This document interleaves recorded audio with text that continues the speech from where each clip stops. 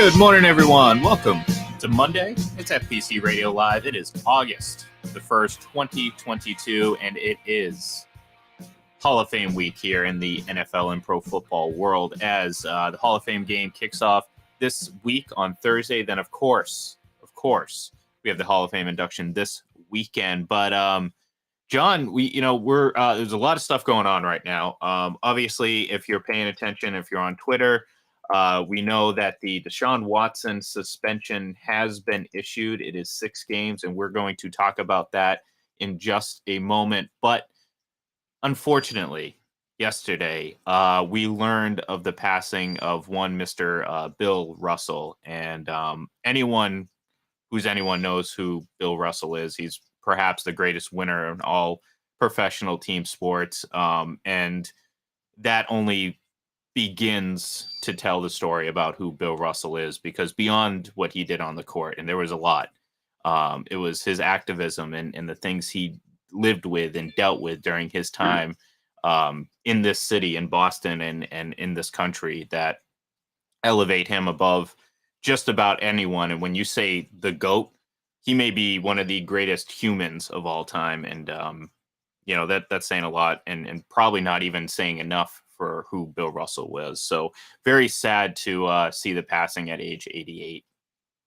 It's almost impossible to really say in so many words what he accomplished on and off the court. If I was a headline writer, I would say a giant among men, both on and off the court, right? Because that really kind of describes everything about Bill Russell. And even when, you're listening to sports talk radio and they're doing their headlines, what do you start off with? You can't just call him Hall of Famer Bill Russell. There's, hundreds of guys in the Hall of Fame. To me, he's an icon. He's a legend. On the court, 11 championships in 13 years, not to mention back-to-back titles with the University of San Francisco as a collegian, gold medal winner in 1956. So he had 16 opportunities to be a champion in his career, and he won 14 of them. That's just incredible.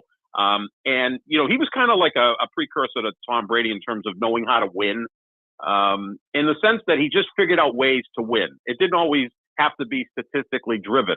Again, he averaged 15 points per game, but that was about the 12th best thing he did was score points. He was a phenomenal rebounder, defender, excellent passer, leader. I mean, talk about leadership. The man was a player coach on 2 championship teams with the Celtics. So all of that stuff, he just understood how to win.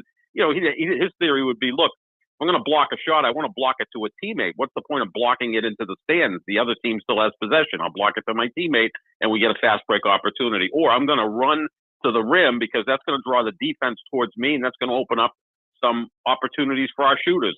I don't need to shoot the basketball. We've got Sam Jones. We've got Tom Heinsohn. Those are great shooters. He just understood that, kind of like we've seen with Tom Brady over the last 2 decades, where just figure out a best way to win, and that's really the only thing that matters. Statistics aren't all that important.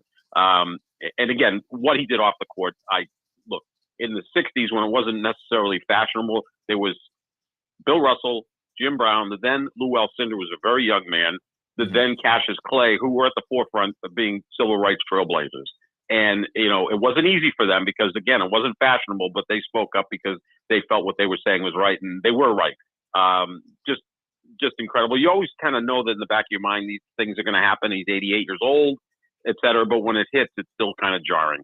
Well, because he's also been very active in his later years. Obviously, as recent as during the Celtics playoff run and finals run, where, he posted an encouraging video after the Game 6 loss. So, it's going to be sad not having that presence around that team anymore. And, and it's not just around the Celtics, but we've seen, I mean, he's had some great moments in his later years. Very, very funny, very, kind of, when he was up on the stage, you had guys like Magic Johnson, and I believe Kobe Bryant was up there at the time and everything. And he points to all of them and he says, "I'd kick all your asses." And it's like, it's like, that's funny. And you can see, and what's amazing to me is, like, you see, and I just mentioned a couple other legends of the game, you could argue are in the top 10 of all time. And just the awe and starstruck nature that they had around him. I mean, that Hmm. speaks volumes. And obviously, like I said, when we talk about the greatness of Bill Russell, it extends far beyond what he did on the court. And what he did on the court, I mean, is almost unmatched by anyone. Um, and again, at the same time, it's like you said, 88 years old. You don't expect these guys to live forever. Although I think part of you hopes that someone like Bill Russell does, because you knew if he did, he'd use those years as good as anyone who would been able to do that. So definitely a very sad day in the basketball world and in the Celtics world and just the humanity world, because again, Hmm. you don't get too many guys like that. And you mentioned Cassius Clay, or as other people know, Muhammad Ali. Someone Hmm. posted a great photo of back in the day, and you had Cassius Clay, and right to his right was Bill Russell. And you're talking Right. about those civil rights leaders, sports icons at the time. He was front and center, and that's something. Especially, I mean, certainly nowadays. Well, I mean, I don't want to say nowadays because it's been an issue since then. But certainly in this present world and what we're dealing with now and what we're seeing transpire across the country. I mean, his what he did and what he stood for throughout his entire life. It's again, there's not enough words to describe his greatness. And again, I say greatness, I mean on the court, off the court, whatever. It's that's what it is. Just human greatness.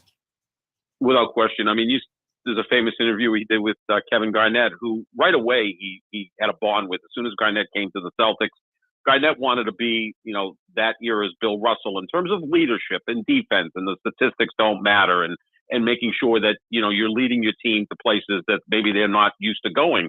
And the interview was taking place, and you could just see Kevin Garnett, who I think is a top 25 player in the history of the sport, all-time great, great personality, very confident, not afraid to speak his mind. He was an absolute awe sitting across from Bill Russell. You could just see it. Bill Russell just had this commanding performance. It's almost as if God or Moses or whoever had stepped down and joined the masses. He had that type of gravitational pull with those players. Again, because of what he did off the court, maybe even more so than what he did on the court. And then you check what he did on the court, and you're like, the guy never lost. I mean, I know as Bob Ryan was putting out so much stuff because, he's, to me, the commissioner of the NBA in terms of the media, like the unofficial historian of the sport. But Bill Russell played in 21 winner-take-all games in college, the Olympics, and in the NBA. He was 21-0 in those games.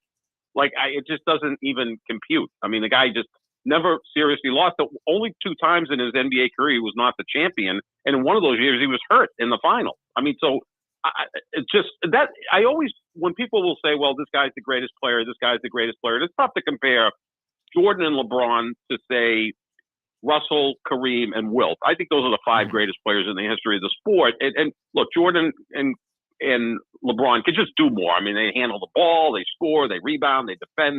They're all over the place. The three centers that I bring up are the three greatest centers, in my opinion. But they always kind of leave Russell out because the people that never saw him play or don't understand what it takes to win look and say, hey, he only scored 15 points per game. But again, that was like the least of his concerns. Well, like that was just like an add-on. in those 20, and you can correct me if I'm wrong, or at least in those I think 10 game sevens that he faced in his NBA career.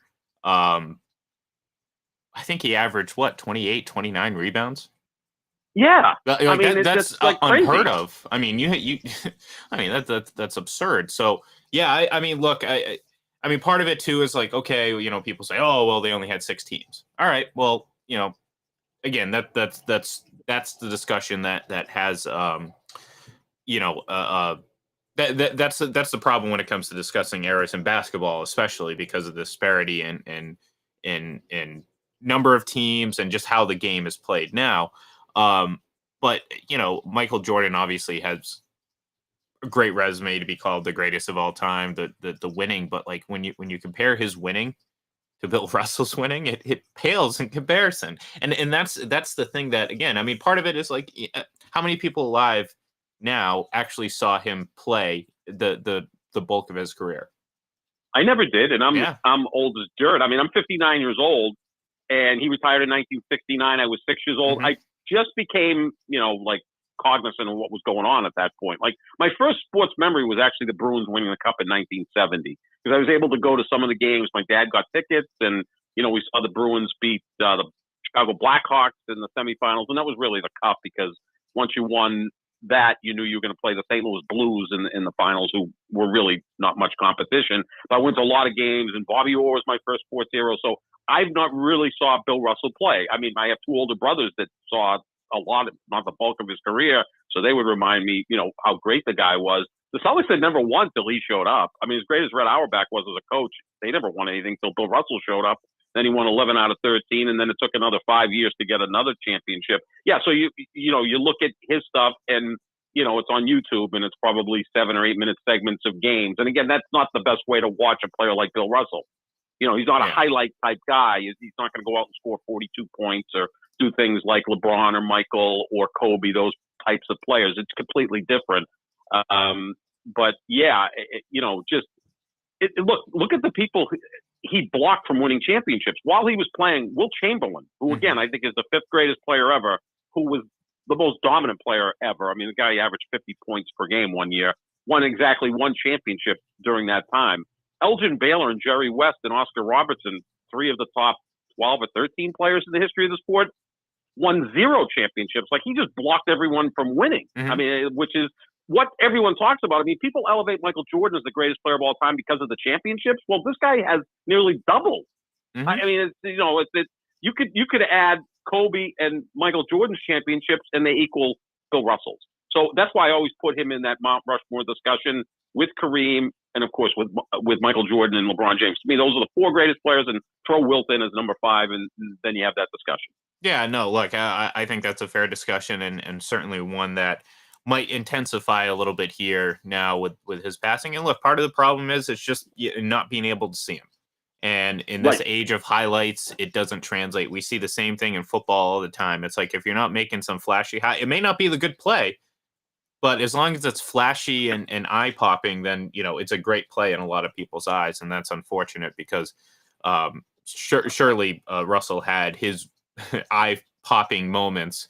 It just wasn't in the context that we know it now. And then unfortunately that's kind of lost because of, the time, the era, and the lack of video. 50, 60 years from now, when people are looking back at the athletes of this era, they're going to have plenty to reference because there's so much film on all of this. We don't have that now with guys 50, 60 years ago. So it's going to be it'll be interesting to see what happens to those players 60 years from now when they played over 100 years ago, and you have very few pieces of video evidence and all that. So, but at the end of the day, it's just a sad day for sports fans, for fans of humanity, to see that Bill Russell passed away. So, to do a complete 180 on this, obviously I mentioned at the top of the show that, as we were getting on the air, the suspension for Deshaun Watson came down from Judge Sue L. Robinson, and it is 6 games, John. Look, I've said it before. I said it, weeks ago or whatever, that I thought that a baseline 1 season long suspension was the absolute bare minimum. And boy, was I wrong.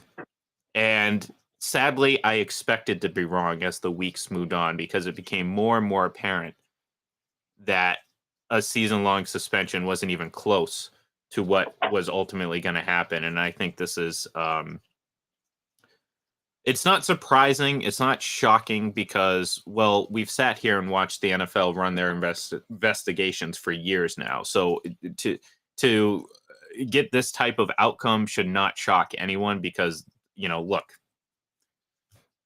this is how they do things. They're not consistent, and their priorities are out of whack. I think this is unfortunate and sets a bad precedent because, again, you're talking about, and we did the math painfully, John, off the air. We did the math. It essentially accounts for every 4 accusations he received, he will miss 1 quarter of football. Not a quarter of a season, one physical quarter of one game. That's just unfortunate. Yeah, I mean, you look at Zeke Elliott got suspended for 6 games, Ben Roethlisberger 6 games, and there was maybe 1 or 2 women involved. And again, all 3 of these cases have one thing in common: they're not criminal cases at this point, but nonetheless, 24. So yeah, I mean, maybe look, I'll be cynical here and say that I don't think the NFL would do this, but maybe someone will have a quarter sponsored by each of these 4 women that dealt with Deshaun Watson. Like quarter 2 against whoever, the Pittsburgh Steelers later in the season, is in honor of whoever. It's just, it's kind of strange. And again, like you said, Ian, you nailed it. The NFL just doesn't have any direct policy on these things. So now they bring in a former federal judge, and Sue L. Robinson, and her ruling is essentially not to look at this criminally, but did he violate the personal conduct code of the NFL? So that's what she's ruling on. So she hands out 6 games. The Players Association is not going to appeal that because they're probably pretty pleased with that their players only going to suspend 6 games, right? I mean, they're probably expecting 8, 10, 12, maybe the entire season. And now the league can appeal it, and then the appellate judge, if I'm understanding this, is Roger Goodell. Yeah. So, I mean, like, what's this all about? Like, why did they go through this charade? And now he can appeal it, and then do what he wants to do. It's just weird. Look, if I just jumped into this conversation and didn't hear anything right before those last couple sentences, I would have sworn we were talking about Deflategate. Oh, right. Yeah. I mean, it's the same thing. Yep. It's the same, like, what are we going through this charade for if ultimately it comes down? Look, I think the NFL is going to accept this. I think obviously the NFLPA has already said that they're planning on accepting Judge Robinson's ruling, which I don't blame them, because I wrote it today in the little news piece that we just put out right before we got on the air. It's like, this is the first win of the Cleveland Browns Deshaun Watson era. I mean, it is. True. And for them, yeah. not for fans or certainly the women that accused Deshaun Watson of what he did and everything involved. But for the Cleveland Browns, this is a huge win because they just banked $230 million guaranteed that he wasn't going to, at the very most, miss the entire season, and they're going to get him back in 6 games. This team could realistically stay afloat for 6 games, and this will all be behind them.